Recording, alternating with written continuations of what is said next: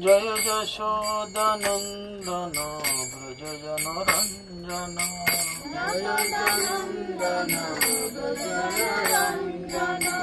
यमुना तीरवनचारी जय कुंज विहारी यमुना तीरवनचारी जय कुंज विहारी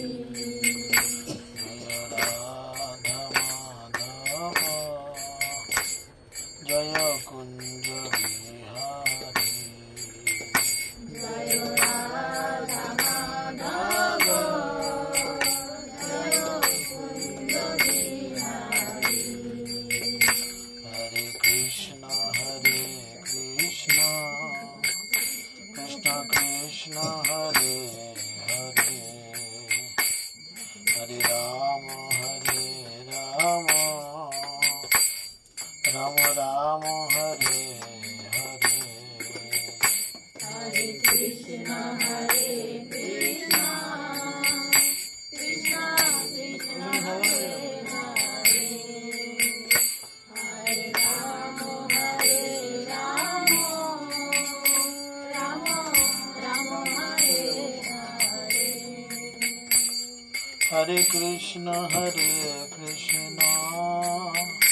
कृष्ण कृष्ण हरे हरे हरे राम राम राम हरे हरे हरे कृष्ण कृष्ण कृष्ण कृष्ण हरे हरे हरे राम राम राम हरे हरे जय राधा माधव जय राधा माधव जय राधा माधव जय राधा माधव जय गौरनिताय जय गौरनिताय गौरनिताय जय गौरनिताय जय प्रभुपाद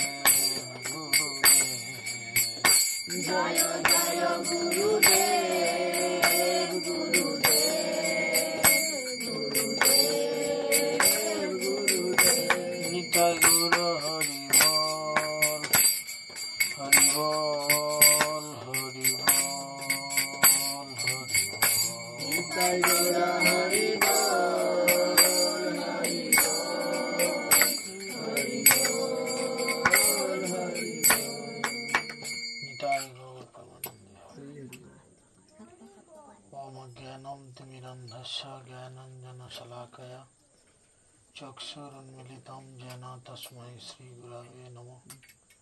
नमो विष्णुपादाय कृष्णपृष्ठाय भूतले श्रीमते जयपताका स्वामिनिति नामिने। नमो आचार्यपदाय निताय कृपापदायिने गौरकथा धामोदाय नगरग्रामतारिणे। नमयं विष्णुपादाय कृष्णपृष्ठाय भूतले श्रीमते भक्ति वेदांत स्वामिनिति नामिने। नमस्ते सरस्वती देवे गौरवाणी प्रचारिणे निर्विशेष शून्यवादे पाश्चात्यदेशतारिणे। वंशाकल्पतरुभ्यश्च कृपा सिन्धुभ्यैव च पतितानां पावनेभ्यो वैष्णवेभ्यो नमो नमः। हे कृष्ण करुणा सिंधु दीनबंधु जगत्पते गोपेश गोपिकाकांत राधाकांत नमस्तुते। तप्त कांचन गौरांगी राधे वृंदावनेश्वरी वृषभानुसुते देवी प्रणमामि हरिप्रिये। वृंदावै तुलसी देव्यै प्रियाय केशवस्य च विष्णु भक्ति प्रदे देवी छत्रवत्यै नमो नमः। जय श्री कृष्ण चैतन्य प्रभु नित्यानंद श्री अद्वैत गदाधर शिवासदि गौर भक्तवृंद। हरे कृष्णा कृष्णा कृष्णा हरे हरे, हरे राम राम राम हरे हरे। ओम नमो भगवते वासुदेवाय, ओम नमो भगवते वासुदेवाय, ओम नमो भगवते वासुदेवाय, ओम नमो भगवते वासुदेवाय, ओम नमो भगवते वासुदेवाय। आवाज अच्छा चले दीजिए, একটু চালান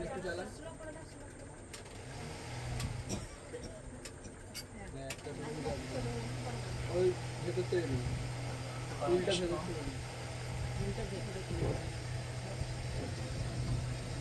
সকলকে সর্বপ্রথম আন্তর্জাতিক কৃষ্ণ ভাবনামৃত সংঘ তথা ইস্কন নামহট্টার পক্ষ থেকে প্রীতি শুভেচ্ছা এবং অভিনন্দন।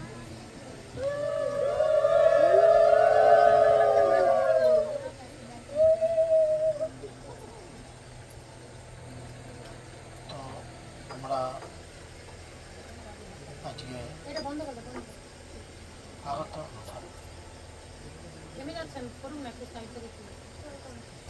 তো আমরা আজকে একটু দূর থেকে ক্যামেরা হচ্ছে, তো আমরা আজকে ভগবানের কতগুলি লীলা জানার চেষ্টা করব এবং তার সাথে একটি জগন্নাথ লীলাও জানার চেষ্টা করব। তো যেহেতু আপনারা সকলেই জানেন এখন জগন্নাথ দেব স্নানযাত্রার পরে 15 দিন আমাদের অনবসর কালের মধ্যে রয়েছেন। তিনি কাউকে দর্শন দান করছেন না এবং তিনি লক্ষ্মী দেবীর সঙ্গে একটা অন্তরঙ্গ লীলার মধ্যে অবস্থান করছেন।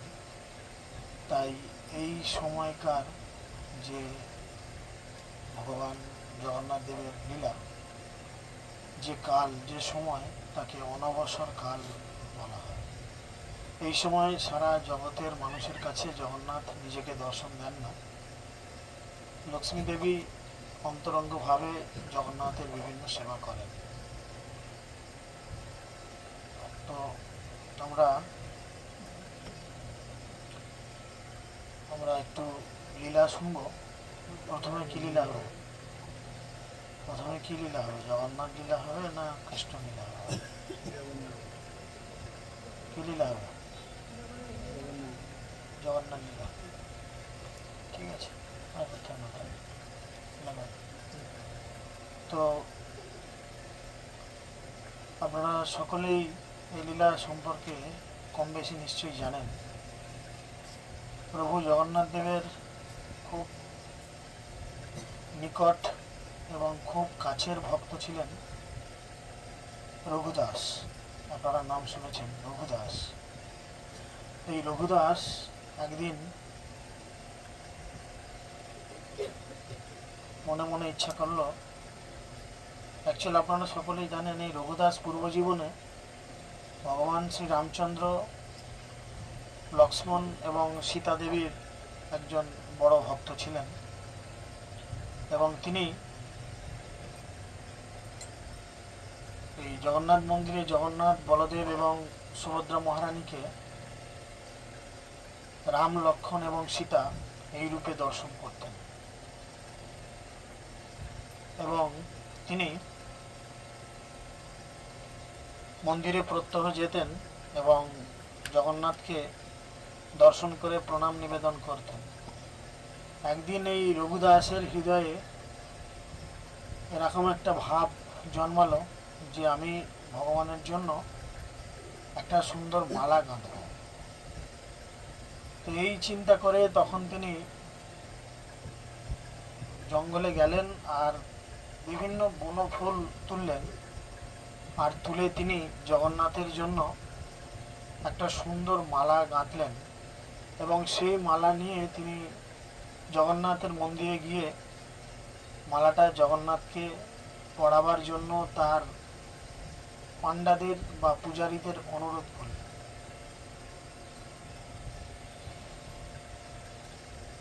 তো পূজারীরা সেই মালাটা প্রথমে হাতে নিল এবং হাতে নেওয়ার পরে যখন দেখলো সেই মালাটা সুতো দিয়ে গাঁথা নেই, সাধারণত মালা সুতো দিয়ে গাঁথা হয়, তো সুতো দিয়ে গাঁথা নেই, কলার বাকল দিয়ে গাঁথা আছে, কলার গাছের ছাল দিয়ে মালা গাঁথা আছে, তখন তারা সেই মালাটাকে রিজেক্টেড করে দিলেন এবং বললেন এই মালাটা অপবিত্র, এই মালা জগন্নাথ গ্রহণ করবেন না।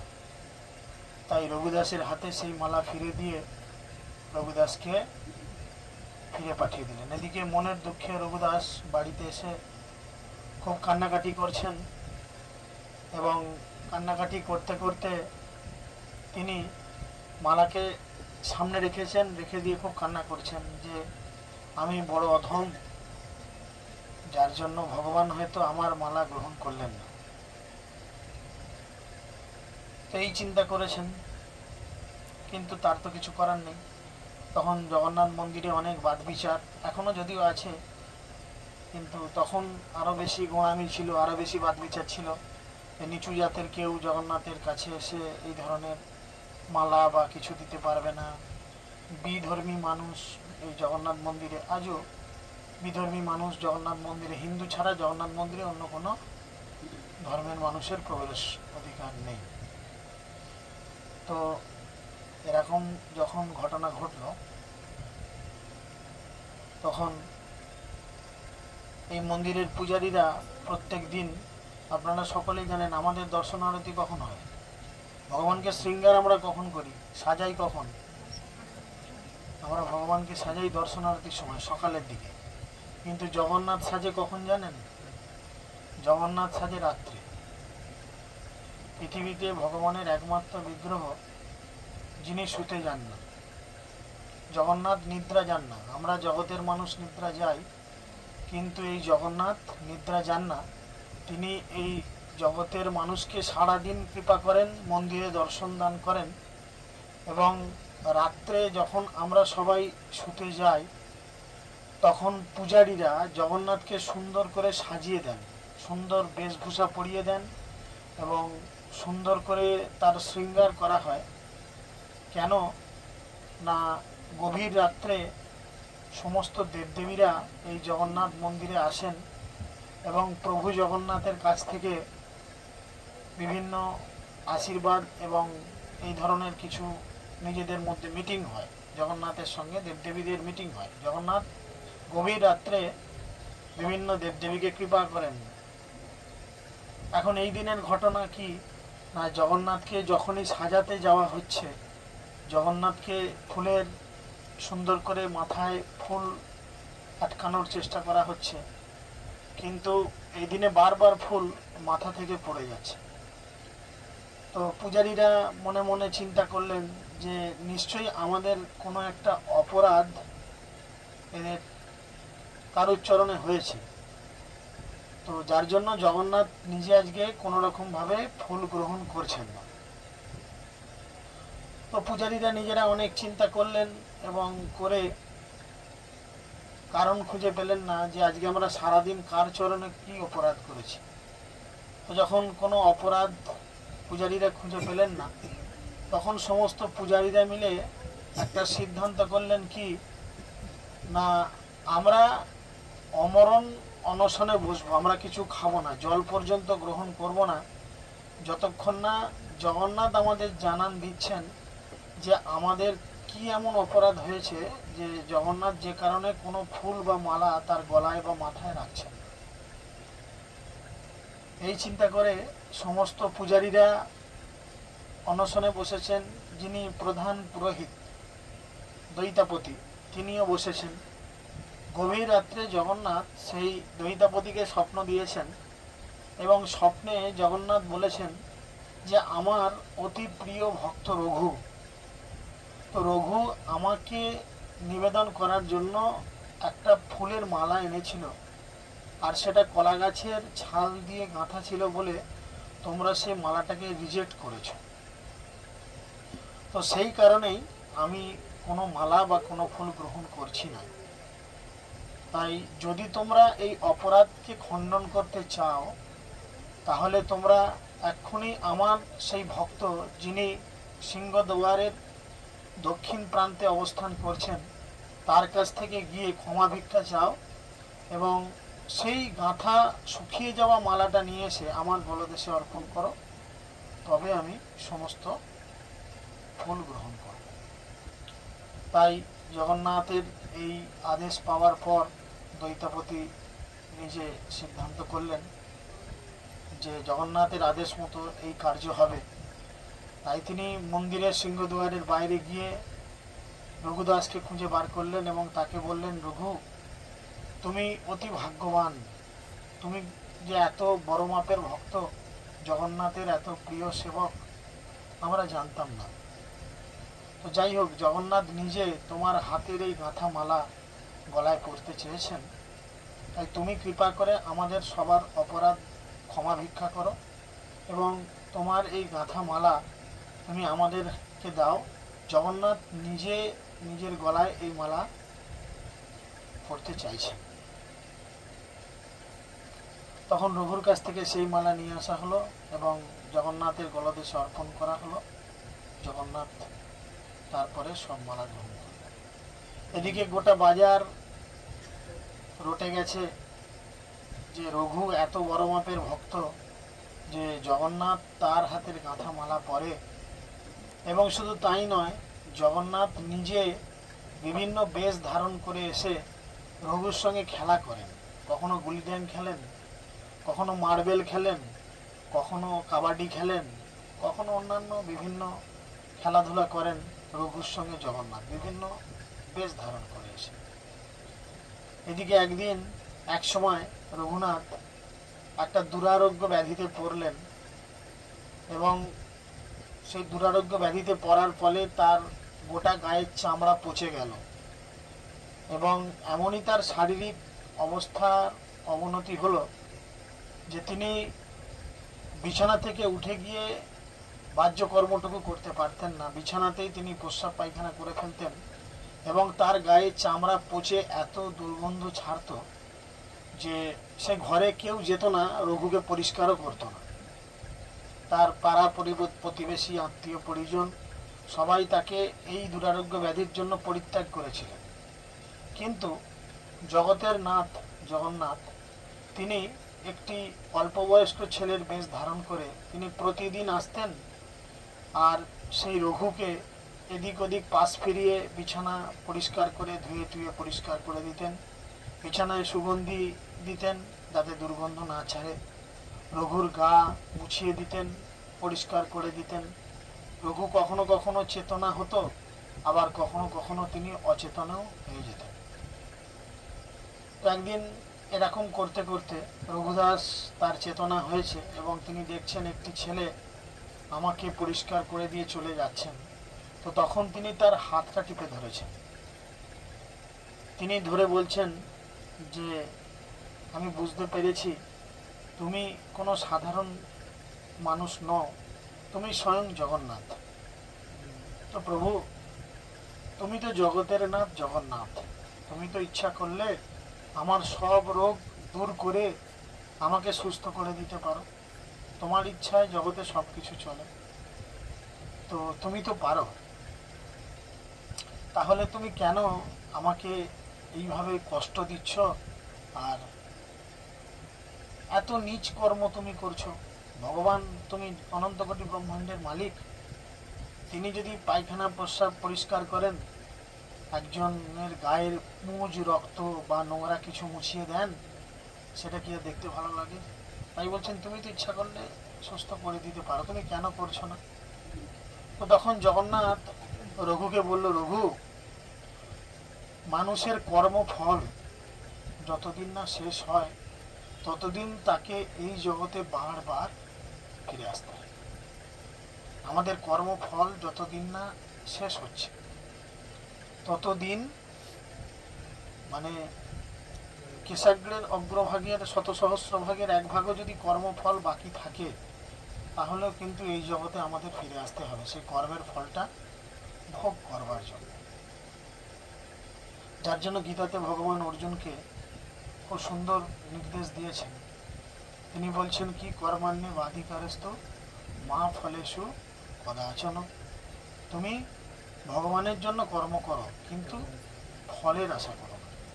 কিন্তু এই জগতে আমরা যা কিছু কাজ করি না কেন আমরা কিন্তু ফলের আশা করি। তাতে দেবদেবীদের কাছেই যাই, ভগবানের কাছেই যাই, কি যে কোনো জাগতিক কাজই করি না, তো সেই ফলের আশা যখনই করব সেই ফলটাকে ভোগ করার জন্য আমাদের আবার জন্ম নিতে হবে। তাই তিনি রঘুকে বললেন, রঘু, তোমার হয়তো আরো কয়েকটা জীবন আসতে হতো এই ফল ভোগ করার জন্য, তো আমি তোমাকে এই জীবনেই কৃপা করে বেশি করে ভোগ করিয়ে দিয়ে এই এই জীবনেই আমি তোমাকে আমার কাছে ফিরিয়ে নিয়ে যেতে চাই। তাই আমি তোমাকে কষ্ট দিচ্ছি অথচ আমি তোমাকে শুশ্রূষাও করছি, তাই না? তো সেই জন্য রঘু ধীরে ধীরে সুস্থ হয়ে উঠলেন এবং পরবর্তীতে আপনারা সবাই কাঁঠাল চুরির লীলা জানেন।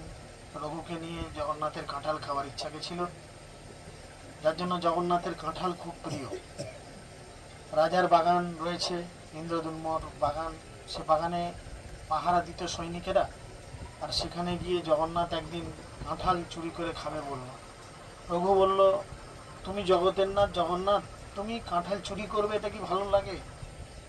তার থেকে আমি রাজাকে খবর দিই যে জগন্নাথ কাঁঠাল খেতে চেয়েছেন, তোমাকে একটা কেন, রাজা তোমাকে 100টা কাঁঠাল এনে তোমার মুখের সামনে দাঁড় করিয়ে দেবে, তোমার কোনো টেনশন হবে না।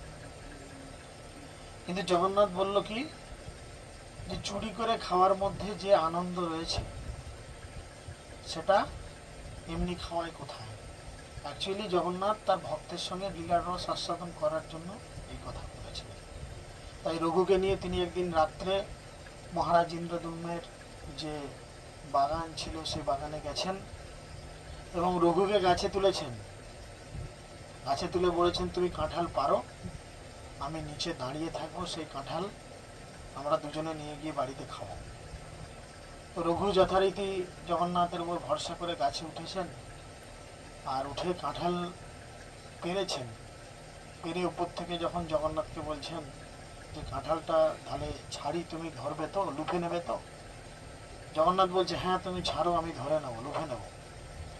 যখনই রঘু সে কাঁঠালকে ছেড়েছে, জগন্নাথ আর কাঁঠালটা ধরেনি, ছেড়ে দিয়েছে। যার ফলে একটা বড় কাঁঠাল যদি মেঝেতে পড়ে, মাটিতে পড়ে, কি হবে? ধমাস করে একটা আওয়াজ হবে। খেতে তো যাবে ঠিক আছে, আওয়াজ তো হবে। এখন রাজার বাগানে পাহারা দিচ্ছে সব লোকজন, যে কাঁঠাল জগন্নাথের বাগান, এই কাঁঠাল জগন্নাথের জন্য যায়। এত আওয়াজ হতে লোকজন যারা পাহারা দিচ্ছিল সবাই হাজির হয়ে গেছে এবং জগন্নাথ তো সেখান থেকে খাওয়া হয়ে গেছে, অদৃশ্য হয়ে গেছে, ভক্তকে ফাঁসিয়ে দিয়ে চলে গেছে। রঘু গাছের উপরে রয়েছে, এখন গাছে আলো মেরে দেখছে কে না রঘু। বলে, আরে রঘু, তোমাকে আমরা কত ভালো বলে জানতাম, তুমি কাঁঠাল চুরি করতে এসেছো, তোমার থেকে তো এটা, তুমি যদি বলতে রাজাকে তোমার বাড়িতে রাজা মশাই 2-4টে কাঁঠাল পাঠিয়ে দিত, তুমি কেন চুরি করতে গেছো? তোমাকে দেশের মানুষ জানে তুমি কত ভালো মানুষ, তুমি জগন্নাথের কত প্রিয়। রঘু বলছে, আমি তো তার জন্যই এই চুরিটা করতে এলাম, কিন্তু সে যে আমাকে এরকম ফাঁসাবে কি করে জানি। বললো, না, হতে পারে না, তাহলে তুমি প্রমাণ দাও। তখন তিনি জগন্নাথের কাছে প্রার্থনা করলেন, হে জগন্নাথ, আমি এরকম একটা অবস্থায় পড়েছি, আপনি কৃপা করে আমাকে উদ্ধার করুন। জগন্নাথ এসে আবার দর্শন দান করেন, স্বপ্ন দেন রাজামশাইকে, তবে রঘুকে আবার বেকসুর খালাস করা হয়। এইভাবে জগন্নাথের অনেক লীলা রয়েছে, আমরা রথযাত্রার মধ্যেও বিভিন্ন লীলা শ্রবণ করব। জয় জগন্নাথ স্বামী কি, ছিল প্রভুপাদ কি, তাই গৌর প্রেমানন্দ।